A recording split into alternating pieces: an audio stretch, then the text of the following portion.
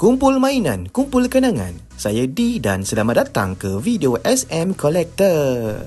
Hello guys. Okay, hari ni saya nak unbox dan saya nak review Kamen Rider blind box daripada LDCX. Okay, so ini adalah kotak pertama yang kita akan buka. Okay, gambar depan dia adalah gambar Kamen Rider Geats. Okay, tapi tak bermakna dalam dia adalah Kamen Rider Geats. Okay, sebab ini adalah blind box, kita akan dapat secara random. Okay, terdapat 6 watak rider yang kita boleh dapat dalam kotak ni ataupun dalam set ni.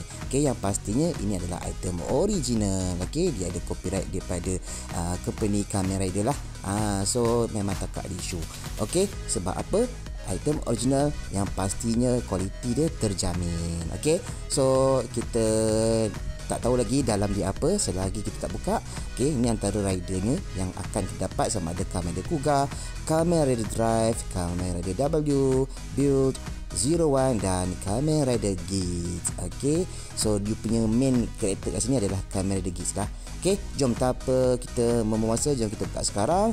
Okay, so kita dah nampak dah. Rasanya anda tahu kita dapat Kamen Rider apa?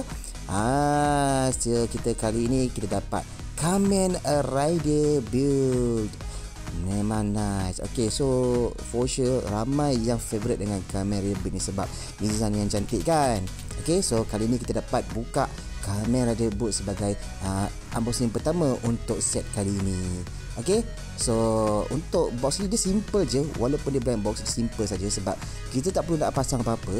So Kamen Rider ni adalah action figure.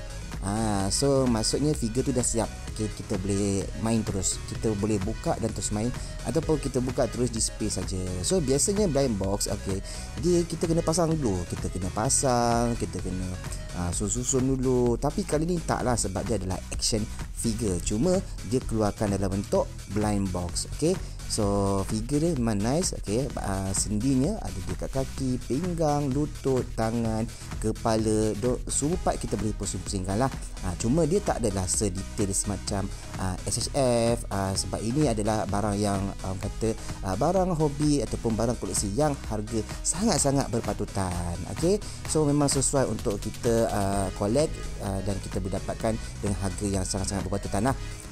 Kalau SHF tu kita perlu spend amount yang besar, cuma ini tak perlu. Okay, so memang cantik guys. Okay, memang puas hati. Okay, colouring dia memang sangat-sangat on point. Okay, sangat detail. Okay, dan dia bagi tapak sekali. Dan tapak ni dia ada banyak, orang kata banyak point. So kita boleh tak di mana-mana point yang sesuai. Okay, kita cucuk saja mana tempat yang kita nak, dan kita boleh buat apa-apa pose. Okay, supaya dia tak jatuh lah. Kamen Rider ni tak jatuh. Okay, dia boleh berdiri dengan stabilnya. Okay, so sekarang ni kita buat posing biasa lah. Di mana dia hanya berdiri tegak. Okay, dan korang boleh buat macam-macam pose. Okay, bebas. Okay, sebab bila kita dah masukkan dalam dekat base tu, dia memang takkan jatuh lah. So terpulang kepada anda nak buat posing macam mana lah. Nak buat rider kick pun boleh. Nice kan? So ini detailnya sangat-sangat cantik guys. Okay, so pada saya sangat-sangat berbaloi untuk kita collect set ini. Okay, sebab apa? Harganya sangat-sangat berpatutan. Okay, cantik guys.